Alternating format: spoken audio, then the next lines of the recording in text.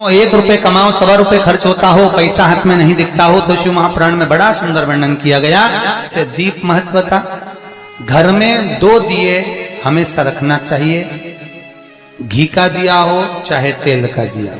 ज्यादा से ज्यादा दियों को बदलना नहीं चाहिए। जैसे मालूम पड़े आज ये वाला दिया लगा दिया, फिर 15 दिन चला उसको फेंक दिया, दूसरा दिया लगा दिया। शास्त्र कहता है, शिव महापुराण कहती है, जिसके घर में दिया एक लेता है और वही दिए में निरंतर बत्ती लगती रहती है, तो उसके घर में संपदा की वृद्धि होती रहती है। दिया ज्यादा नहीं होगा, संपदा की। बेलपत्री के पेड़ के नीचे सोमवार के दिन किसी ब्राह्मण को यदि या ब्राह्मण के बालक को खीर का भोजन करा दिया जाए, और यदि ये भी नहीं करा सके तो सोमवार की सोमवार शाम के समय अगर बेलपत्र के पेड़ के नीचे घी का दिया लगाकर आए, 5 सोमवार लगाकर आइए, अपने आप लक्ष्मी में बरकत बनना चालू हो जाती है, संपदा बढ़ना चालू हो जाती है। क्यों?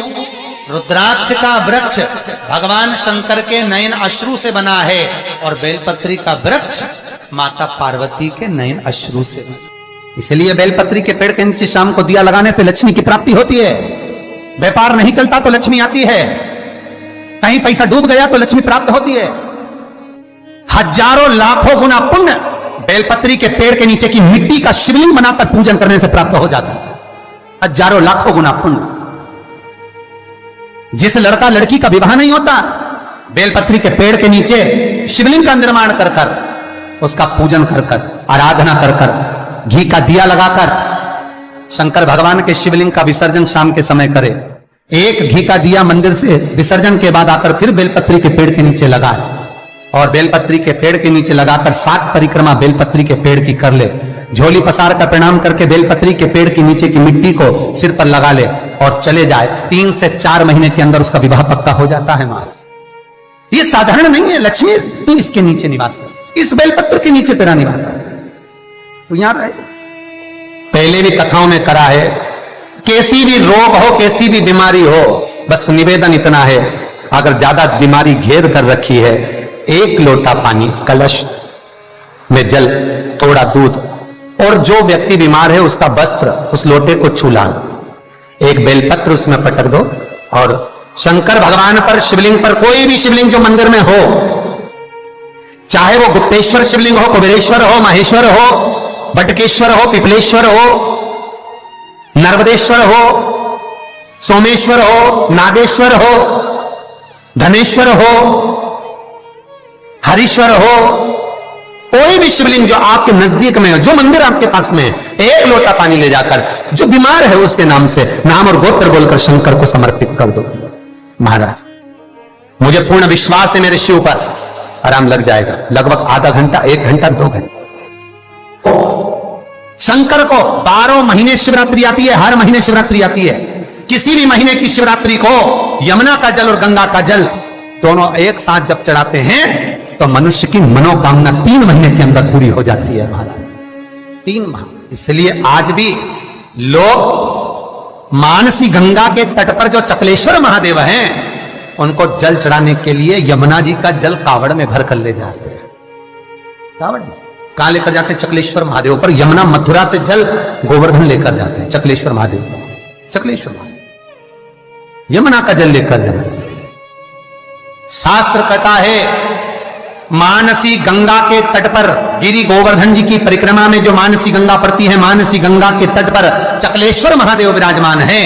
यमुना जी का जल भरकर जो प्रदोष के दिन चकलेश्वर महादेव को 3 बेलपत्र, 1 शमी का पत्र उसमें कलश में डालकर, 7 चावल के दाने उसमें डालकर, जिस व्यक्ति से पैसा लेना हो वो नहीं दे रहा हो, रुपया अड़ गया हो, कहीं व्यापार में डूब गया हो, धन नहीं आ रहा हो, वो जल जो शंकर जी को, चकलेश्वर महादेव को समर्पित कर देता है, उसका धन गया हुआ 6 महीने के अंदर उसके पास वापस प्राप्त हो जाता है।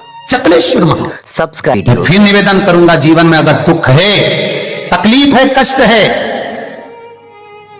कष्ट है ज्यादा, तो शमी वृक्ष की 108 पत्तियां, 133 पत्तियां, 111 पत्तियां, शमी वृक्ष की पत्तियों को लो, शंकर भगवान पर समर्पित करो, फिर जल चढ़ाओ, फिर समर्पित करो, फिर जल चढ़ाओ, फिर समर्पित करो, फिर जल चढ़ाओ। 133, 111 122 जितनी बार बन सके समर्पित कर कर आपका दुख शिव से कहो, शंकर सुख देगा, ये पक्का सुख देगा। कई लोग कहते हैं भगवान शंकर को भांग प्रिय है। शिवरात्रि के दिन लोग रात भर भांग घोट घोट के शंकर भगवान का नाम ले लेके खूब पीते और बदनामी मेरे भोलेनाथ की करते कि शंकर जी का प्रसाद है। जितने लोग कहते हैं कि शंकर को भांग प्रिय है, कहीं एक जगह पर शिव महापुराण में लिखा हुआ बता दो कि शंकर को भांग प्रिय है, कहीं एक जगह पर। और शिव पुराण जाने दो तो लिंग पुराण के अंदर बता दो, कहीं पद्म पुराण में, अग्नि पुराण में, नर्मदा पुराण में, भविष्य पुराण में, नारद पुराण में, बरहा पुराण में, जहां तुमको मिल जाए वहां लिखा हुआ बता दो कि शंकर को भांग प्रिय है। तो फिर क्यों देवता का नाम बदनाम करना? कई लोगों ने शंकर जी के ऐसे ऐसे फोटो बना रखे कि शंकर जी गांजा पी रहे हैं। ओ भैया, पीना तुमको है, नाम उसका बदनाम कर दो। कई जगह पर भगवान शंकर के ऐसे चित्र बना दिए कि शिव को भांग की प्रियता है। बेलपत्र यदि लक्ष्मी प्रदान कर रहा है, बेलपत्र यदि आपको संपदा प्रदान कर रहा है, तो शमी पत्र आपको वैभव प्रदान कर रहा है। शमी पत्र आपके जीवन में सुख का अनुभव करा रहा है। शमी पत्र आपके जीवन में अटके हुए काम को सिद्ध करा रहा है।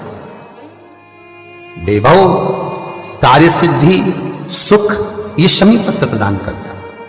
इसीलिए बेलपत्र तो केवल भगवान शंकर को चढ़ती है, बेलपत्र गणेश जी को चढ़ती है, देवी को बेलपत्र, पर शमी पत्र एक ऐसा पत्र होता है, 33 कोटि देवता शमी पत्र को पाने के लिए, 33 कोटि देवता शमी पत्र के सुख का आनंद पाते हैं। ऐसा 33 कोटि देवता।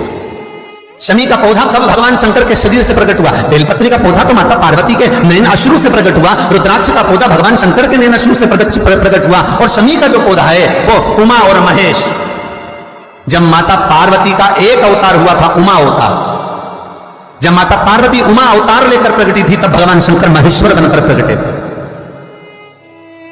और उमा और महेश्वर का जब मिलन हुआ, और मिलन होने पर दोनों की दृष्टि एक जगह पर पड़ी, पड़ने पर एक पौधा उत्पन्न हुआ, वो शमी का पौधा है महाराज। शिव महापुराण में वर्णन करा, स्वयं शंकर से, स्वयं शंकर भी सम्मुख में है। और अगर शिवलिंग की आप आराधना कर रहे हो, भगवान शंकर की अगर आप आराधना कर रहे हो, तो शिवलिंग की महत्वता पूर्णता में होगी महाराज। क्यों? शंकर मिलने आएंगे तो अकेले हैं, पर शिवलिंग की आप आराधना कर रहे हो तो ब्रह्मा, विष्णु और महेश, ये तीनों उसी में है। मैं आपको पहले भी कहा है कि शंकर का शिवलिंग जो होता है, उस शिवलिंग में नीचे का भाग ब्रह्मा है, मध्य का भाग विष्णु है और ऊपर का भाग शिव है। उसी शिवलिंग में स्वयं मां जगतजननी जगदम्बा विराजी है, उसी शिवलिंग में गणेश विराजे हैं, उसी शिवलिंग में कार्तिकेय विराजे हैं, उसी शिवलिंग में भगवान शंकर की 5 लड़कियां जया, विषहरा, शामरिवारी, दो देव ये विराजी हैं। उसी शिवलिंग में शंकर भगवान की छोटी लड़की अशोक सुंदरी विराजी है। संपूर्ण परिवार और 33 कोटि देवताओं का जो आराध्य देव है ब्रह्मा, विष्णु, महेश, वो तीनों शिवलिंग में है।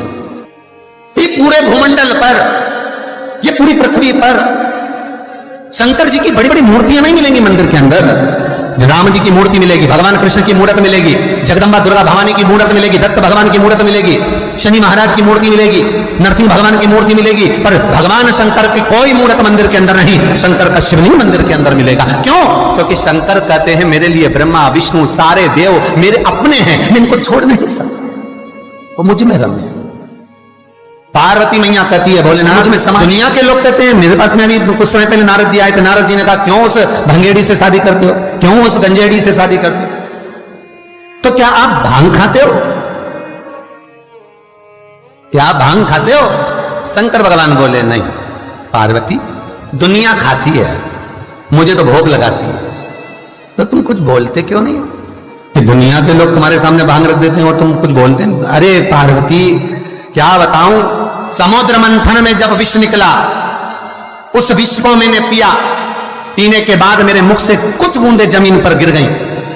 कैलाश पर्वत पर बूंदे गिरी, सांप और बिच्छू ने ले ली, कुछ बूंदे जमीन पर गिर गई, जिससे पौधा उत्पन्न हो गया भांग का। कोई दर्शन करने कैलाश पर आ गया, भांग लगी हुई देखी तो काट काट के ले गया, मेरे चरणों में पड़ी थी तो सोचा प्रसाद होगा, ले गया, घोट घोट के मेरे को भी पिलाए, खुद भी पी गया। पर मुझे भांग प्रिय नहीं है पार्वती, मुझे भांग की प्रियता नहीं है। पार्वती मैं क्यों नशा करूंगा? तो पार्वती बोलती है, दुनिया के लोग कहते हैं आप तो नशेले हो। भगवान शंकर बोले, हाँ नशा तो करता हूं, पर किसका? राम नाम और कृष्ण नाम का। शंकर जी की कथा कहती है कि भांग घोट के, भांग पीस कर शंकर का श्रृंगार करो। क्यों? क्योंकि शंकर भगवान के कंठ पर जो विष भरा हुआ है, उस विष की तपन बहुत ज्यादा है। उस तपन को भांग का जो लेपन है, भांग का जो श्रृंगार है, वो ठंडक देता है। ये नहीं कहती कि तुम घोट घोट के पी जाओ। शंकर भगवान की जो जलाधारी है, बस उस जलाधारी का मुख उत्तर का होना चाहिए। घर में भी अगर शंकर भगवान का शिवलिंग रखते हैं अपन, तो शंकर जी की जो जलाधारी का मुख होता है, वो उत्तर का होना चाहिए। भगवान को जब भी बेलपत्र आप शिवलिंग पर समर्पित करते हैं, तो ये डंडी का मुख आप जहां बैठकर कर रहे हो, आप उधर बैठे हो, इधर बैठे हो, इधर बैठे हो, जहां तुम भगवान शंकर के सामने बैठे हो, इस डंडी का मुख, तुम जिस जगह पर बैठकर बेलपत्र समर्पित कर रहे हो, तुम जिस जगह बैठकर बेलपत्र चढ़ा रहे हो, तुम जिस जगह बैठकर बेलपत्र को भगवान शिव को समर्पित कर रहे हो, इस डंडी का मुख आपके ठीक विपरीतता के भाव में होना चाहिए। भगवान शंकर को जहां बैठकर चढ़ाओ, डंडी का मुख विपरीतता का।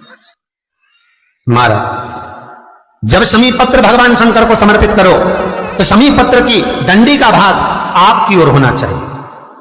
बेलपत्र की डंडी विपरीता भाव और शमी पत्र की डंडी का भाव, शमी पत्र की जो डंडी होती उसका भाग